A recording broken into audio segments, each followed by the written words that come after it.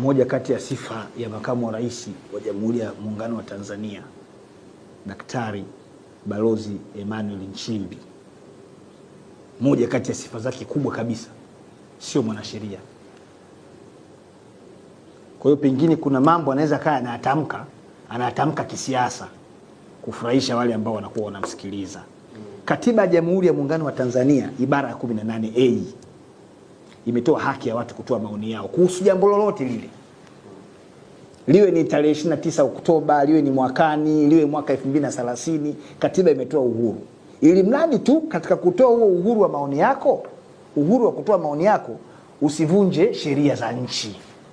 Sasa kwenye sheria zetu mpaka leo tarehe 3 mwezi wa pili mwaka 2026, hakuna sheria yoyote iliyotungwa na bunge inayosema mtu yoyote atakayezungumzia matukio ya tarehe 29 Oktoba 2025 atakuwa amefanya kosa la jinai na adhabu yake itakuwa kufungwa jela miaka 5. Hakuna hiyo sheria ya hivyo. Na nchi haiongozwi kwa matamko. Nchi inaongozwa kwa mujibu wa sheria. Na ndio maana Dr. Emmanuel Nchimbi wakati anaapa kuwa makamu wa rais wa Jamhuri ya Muungano wa Tanzania, aliapa kwamba atalinda katiba. Katiba ya Jamhuri ya Muungano wa Tanzania imetoa uhuru wa watu kutoa maoni.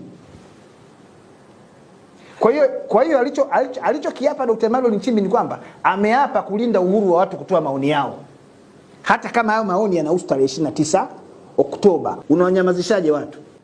Hakuna nia njema inayovunja katiba. Katiba imesema watu waongee, watoe maoni. Dr. Emmanuel Nchimbi sio katiba.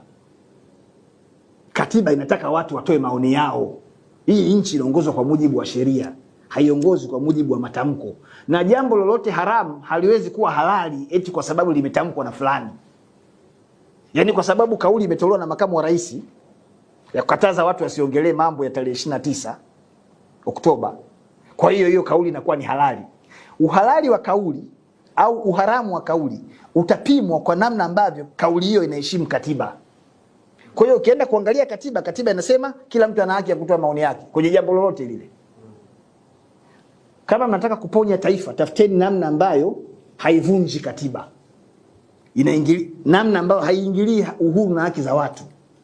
Watu waweze kunyamaza kwa sababu kesho utaambiwa usizungumzie Simba alivyotolewa jana kwenye klabu bingwa Afrika. Usizungumzie hiyo.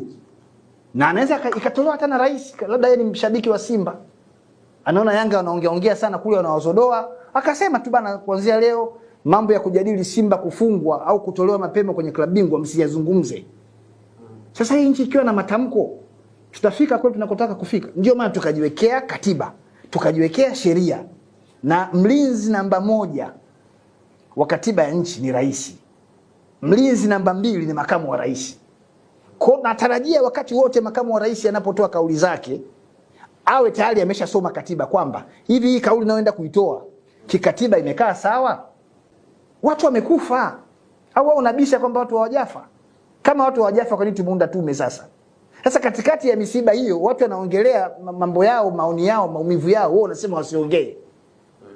Kidonda kwanza ili kipone lazima kitoneshwe. Naomba nirudie. Kidonda ili kitibiwe lazima kitoneshwe kwa kutoa usaha wote ule, mauchafu yote, afu ndio unaweka dawa afu kinapona. Kidonda ambacho hakiwezi kutoneshwa hakiwezi kupona. Kwa hiyo kama watu watakaa kimya wakidhani kwamba kwa kukaa kimya ndio watakuwa wanaponya majeraha, watakuwa wanazidisha majeraha, na matokeo yake hicho kidonda kitakuwa kidonda ndugu. Kidonda ndugu ni kidonda kisichopona. Okay. Na kina harufu mbaya sana.